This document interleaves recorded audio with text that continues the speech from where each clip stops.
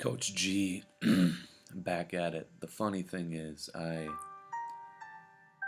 was in sort of a flow state and forgot to push record. So I went on talking to myself for 15 or so minutes, but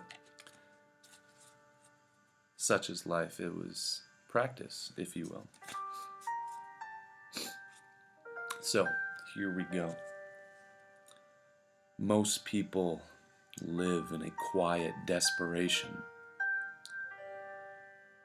a desperate attempt not to be found out for the frauds they are, the real person behind the mask. They are terrified of dying to the person culture, society, and their family turn them into. The signals are there for these individuals, but the pain of death feels too much to bear. So instead they stay with what they know. Quiet desperation, perpetual anxiety, masked happiness. The sad reality is they are already dead in this existence. They might as well jump into the deep end now. They will wish they had when the physical body has had enough on this earth.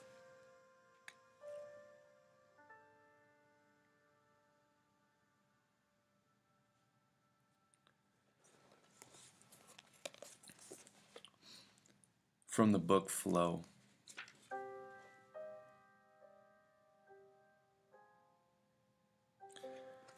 The traits that mark an autotelic personality are most clearly revealed by people who seem to enjoy situations that ordinary persons would find unbearable. Richard Logan, who had studied the accounts of many people in difficult situations, concludes that they survived by finding ways to turn the bleak objective conditions into subjectively controllable experience. They followed the blueprint of flow activities. First, they paid close attention to the most minute details of their environment, discovering in it hidden opportunities for action that matched what little they were capable of doing, given the circumstances. Then they set goals appropriate to the precarious situation and closely monitored progress through feedback they received. Whenever they reached their goal, they upped the ante, setting increasingly complex challenges for themselves. Essentially the same ingenuity in finding opportunities for mental action and setting goals is reported by survivors of any solitary confinement.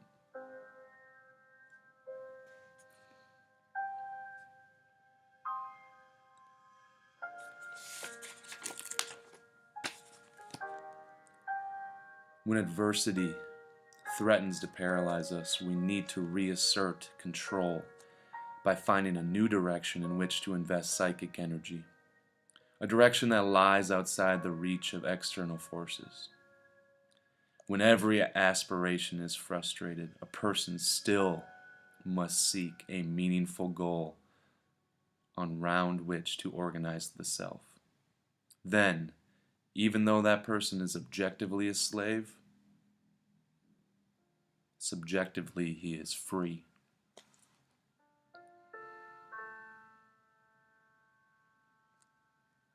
Richard Logan proposes an answer based on the writings of many survivors, including those of Viktor Frankl and Bruno Bettelheim, who have reflected on the sources of strength under extreme adversity.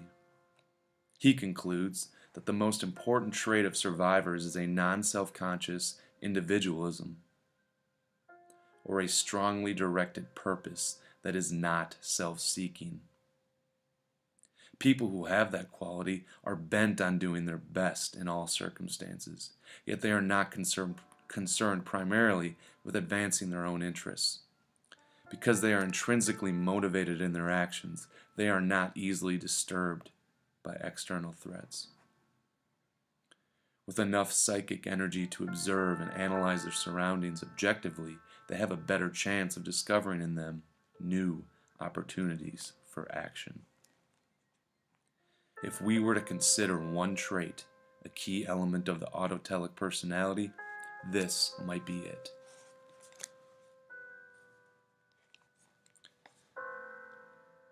Narcissistic individuals, who are mainly concerned with protecting their self, fall apart when the external conditions turn threatening. The ensuing panic threatens them from doing what they must do. Their attention turns inward in an effort to restore order and consciousness, and not enough remains to negotiate outside reality. Without interest in the world, a desire to be actively related to it, a person becomes isolated into himself. Bertrand Russell, one of the greatest philosophers of our century, described how he achieved personal happiness. Gradually, I learned to be indifferent to myself and my deficiencies. I came to center my attention increasingly upon external objects, the state of the world, various branches of knowledge, individuals for whom I felt affection. There could be no better short description of how to build for oneself an autotelic personality. In part, such a personality is a gift of biological inheritance and early upbringing. Some people are born with a more focused and flexible neurological endowment, or are fortunate enough to have had parents who promoted unselfish individuality. But it is an ability open to cultivation, a skill one can perfect through training and discipline. My notes. I can continue to cultivate my unique autotelic personality by stripping away continuously the lies of culture, society, and myself. Through this rigorous training regimen, honed with steadfast discipline, I can become who I was born to be,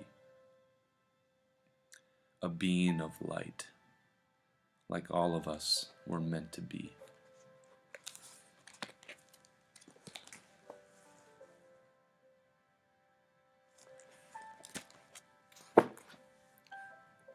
I think it's there for all of us. I used to be that boy in quiet desperation, not wanting to be found out for the fraud I was.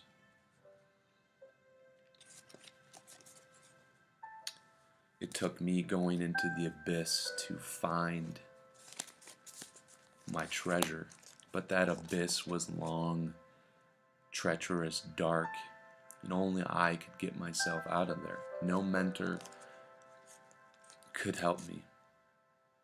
Only the wisdom learned from my mentors and the tools they gave me could help me get through and overcome the abyss. And the abyss is ourselves. It's conquering ourselves to find the greatest treasure.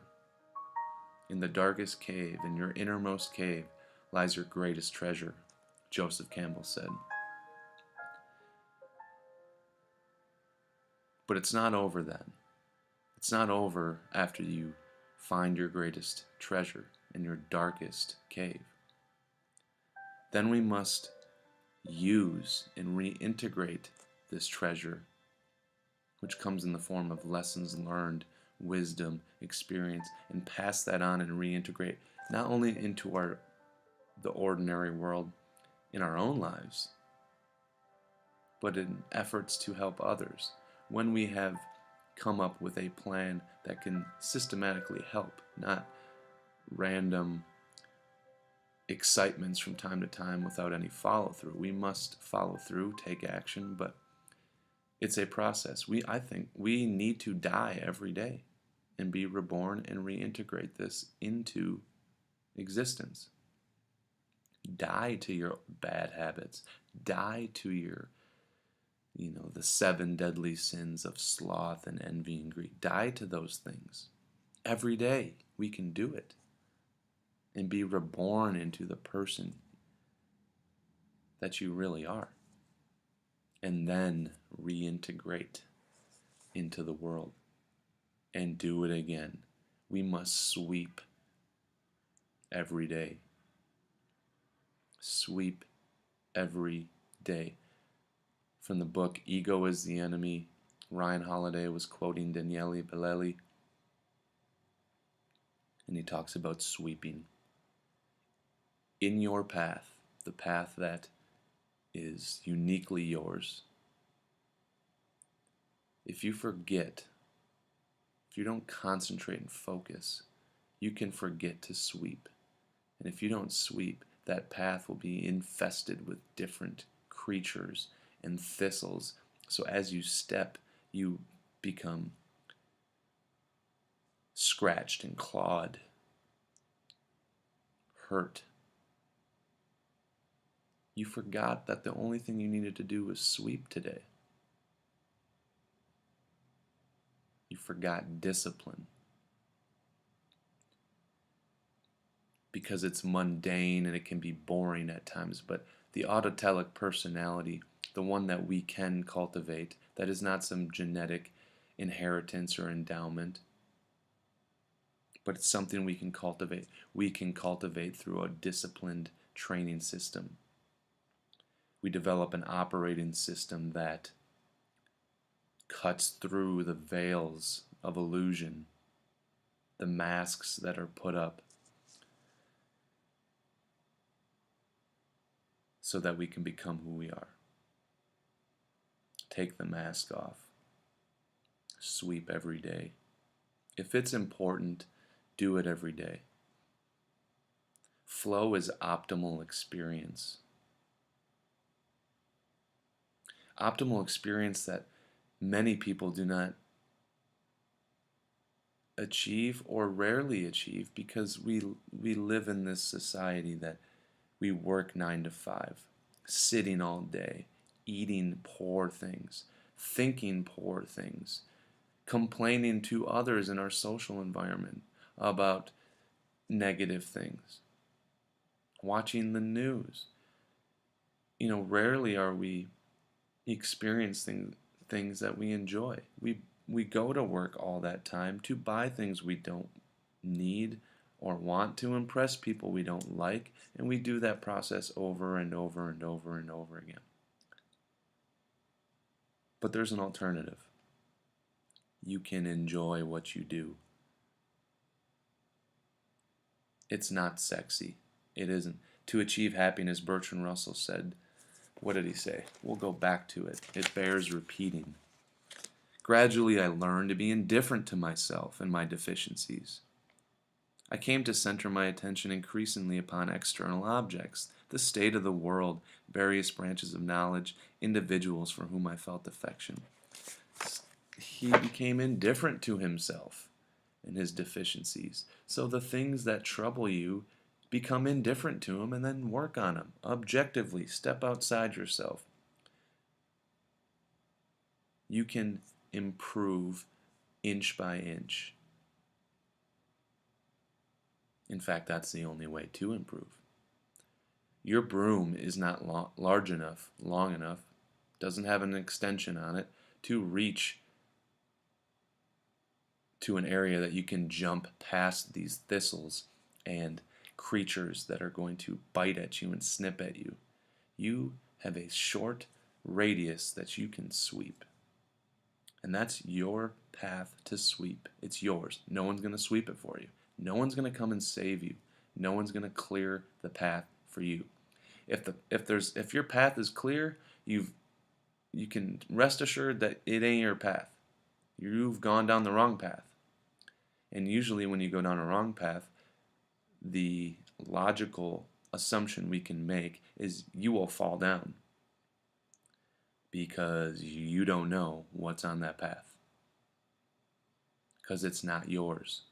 And you might fall down into a deep, dark hole, which could actually help us, because that can allow us to find and conquer the deepest, darkest parts of ourselves. So in fact, if you are having really hard time on your path, do the opposite. Go on someone else's path, fall down the hole, and maybe we can find ourselves. But I think it doesn't have to be that difficult. It is difficult to conquer ourselves. The most difficult thing that there is to do on this earth, in this reality, but it must be done. Bliss is here, waiting for you. And when you find it, you're going to smile because you forgot and you didn't understand that it was right in front of you the whole time. It was literally staring you in the face, trying to poke you and smile at you. That's what it did to me. It was there all along. It's always here. I'm just choosing to practice and discipline myself every day so that I can see it. I'm training my eyes, if you will. I think it's there for everyone. I think it's there for all of us. I think I am not special in this journey, path, whatever you want to call it. I think it's there for everyone. If I can go from being depressed for months at a time, wanting to end my life, looking up ways to end my life, if I can get through and tear down those obstacles, anyone can. I'm not gifted in that sense. I think we're all gifted. Therefore, we all are. We can't all be special and unique because we all are special and unique. That's the paradox. No one's special because we are all special. That's the paradox. Well, you got to start acting like it. You cannot just wait for it. Go get it.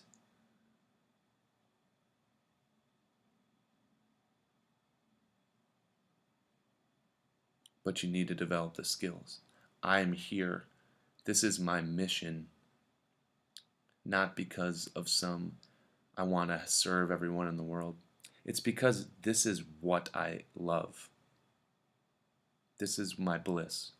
This is what I enjoy doing. It's what fulfills me.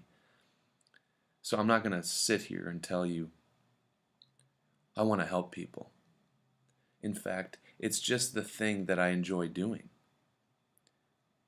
By consequence, I think it will help people.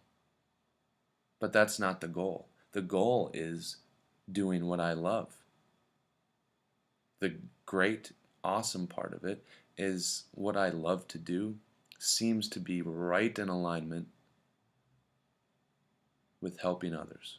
So, my invitation to you, which is an invitation to myself as well, is to practice discipline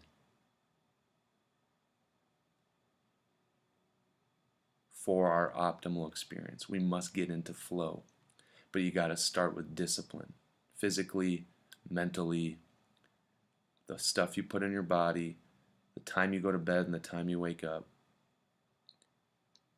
Carry something to write with, a pen, so when some thoughts come in, you've got to write them down, or an idea, or you have this thought that keeps coming up and it's a faulty thought pattern. You need to correct that thought pattern.